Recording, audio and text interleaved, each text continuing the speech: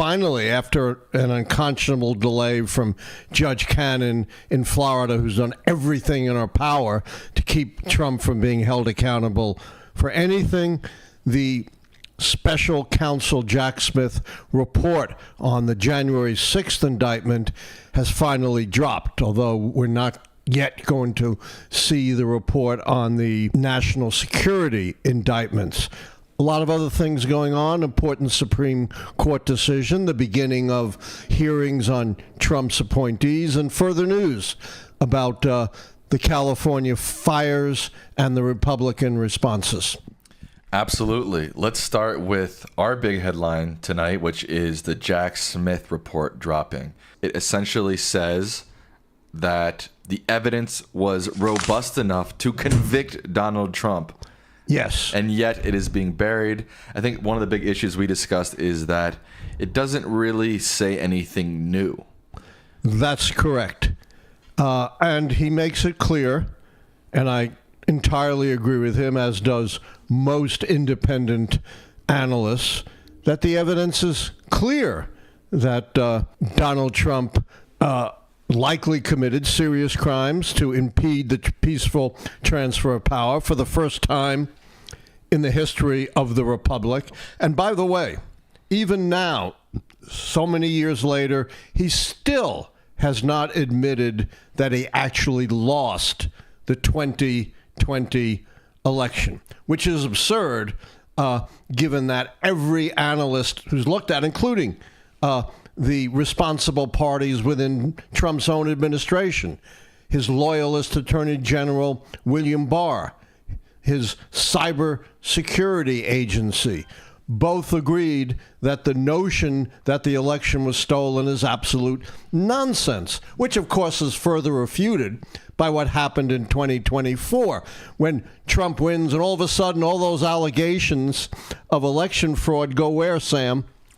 Whoop, up in the sky. You know, what happened? Suddenly the Democrats forgot to cheat, even though they had so drastically cheated in 2020.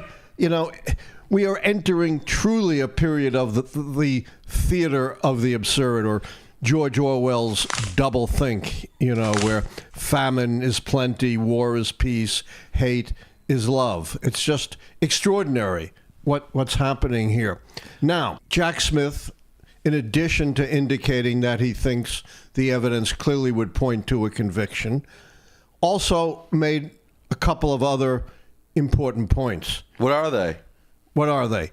Number one, he noted all of the efforts of Donald Trump and his associates to distract from the substance of this indictment. And he pointed out that all of these efforts, you know, in multiple ways, not once did they refute any of the facts.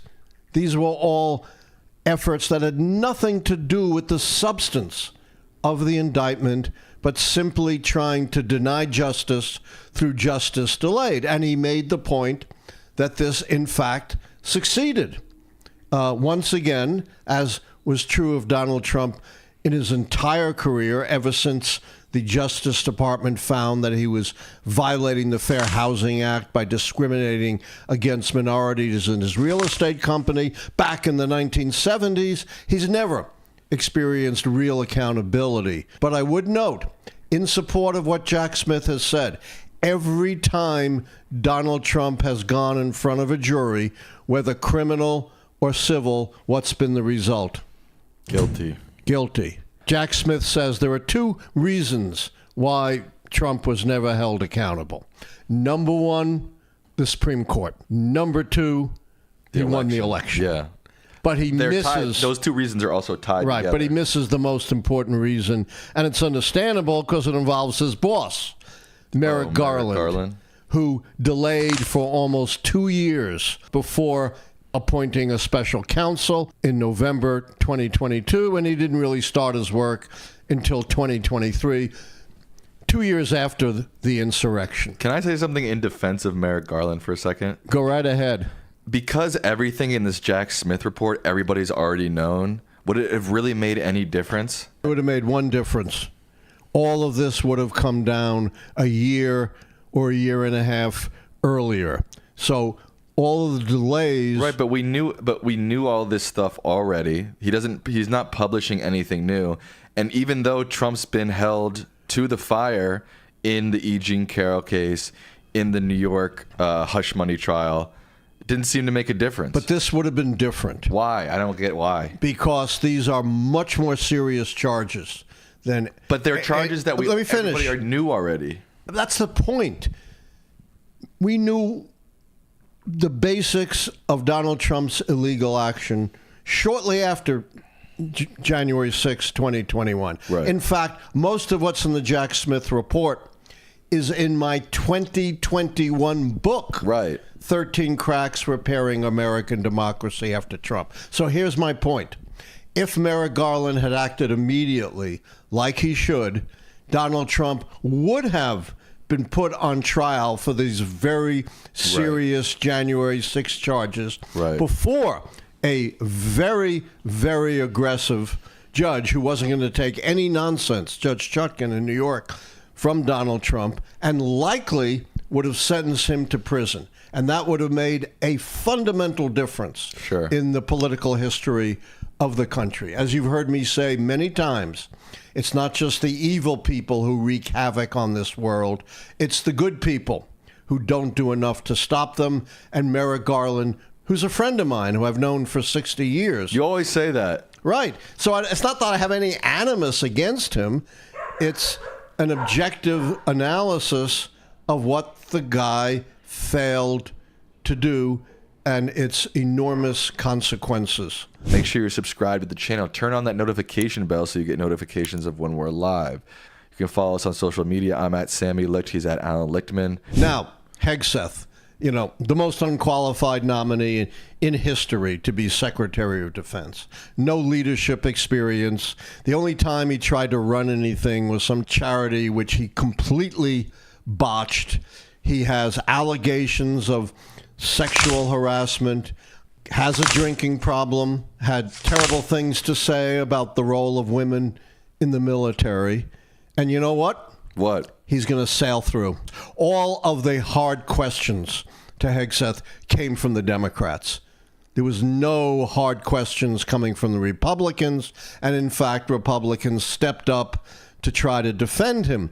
And, I wonder if any of these Trump nominees are going to go down. Because you say... No shot. I bet every Trump nominee gets every Republican vote. That's my prediction for... I don't think it's going to be quite that way. You don't think so? No. I just saw something that said, I forgot if it was Collins or Murkowski already saying they're probably, I forget which one. They're all going to vote for Hegseth, but it's questionable whether they're all going to vote for RFK Jr. Yeah, maybe. It's a little questionable whether they'll all vote for Tulsi Gabbard. Yeah. But, I don't think there'll be enough defections to override any of these they're all going to get in. They're all going to get in. My prediction, honestly, is that they're all going to get full Republican support. And by the way, as I've said many times, what anyone says in a confirmation hearing is irrelevant. It makes no difference because once they're confirmed, they can go off and do anything they want. I'll never forget, so many decades ago, Clarence Thomas pledging that I will be a moderate. I'm not going to be on the extreme. And, of course, he turns out to be one of the most extremist Supreme Court judges in history. Now, it was bad enough that the Republicans politicized the tragedy of the L.A. fires, which we are witnessing firsthand. But we are safe. We are safe, so don't worry about us, at least for the moment. It was horrible, awful, that they politicized this with a bunch of lies, like he didn't sign some non-existent water conservation declaration, or his trying to protect an endangered species didn't give them enough water, or they didn't have planes to fly. Just a whole series of fabrications trying to blame Democrats and to politicize this tragedy. Absolutely reprehensible. Now they've followed that up by further politicizing it. Speaker Johnson saying we might want to put conditions on aid to California. That's what any honorable leader would say. But instead, they want to further politicize a human tragedy, even long before we have any idea what the causes were. Can you imagine? But what are we let me supposed to do? finish. Okay. Can you imagine the hue and cry you would have gotten from Republicans if Democrats had said, we're going to put conditions on aid to Florida after the hurricanes? Right. Can you imagine? But the issue is they can say and do whatever the hell they want.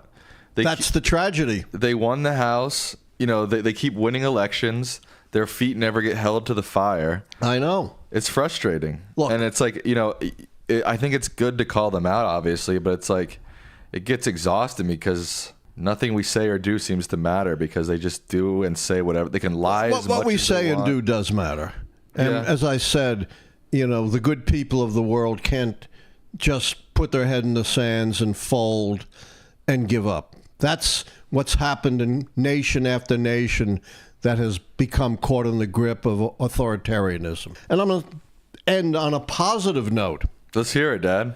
Supreme Court just did a terrific thing. Imagine that. What? Yes, it rejected a petition from the state of Utah to seize half of the federal lands, which are enormous in Utah. They're like twice the size of the state of California. And they wanted to seize half of it. And the problem with the state seizing it is you're going to lose the protections. They're going to privatize it. They're going to develop it. They're going to drill. They're going to dig. They're going to graze. And not only will this destroy pristine wilderness, which is so precious, but it will also contribute to catastrophic climate change. But you're saying that's good news that the Supreme Court blocked. Very Utah good news that the Okay. Supreme Court preserved, at least for now. A lot of young people my age are upset because the Supreme Court just upheld and they're going to ban TikTok in the United States. Yeah, you're more expert on that than I am. Yeah, I would say if the government is worried about our data and our national security, they should make overarching laws about our data and our information because Meta sells all of our information. Of course. I'm not sure about this, but they might even sell our information to companies that just hand it right over to the Chinese. It's very Communist likely, Party, and you know. And what are the chances you're going to get any regulations out of the Republican Congress and the Trump administration? Right. Zero. They're even undermining net neutrality. I understand, and again, I'm no expert on this.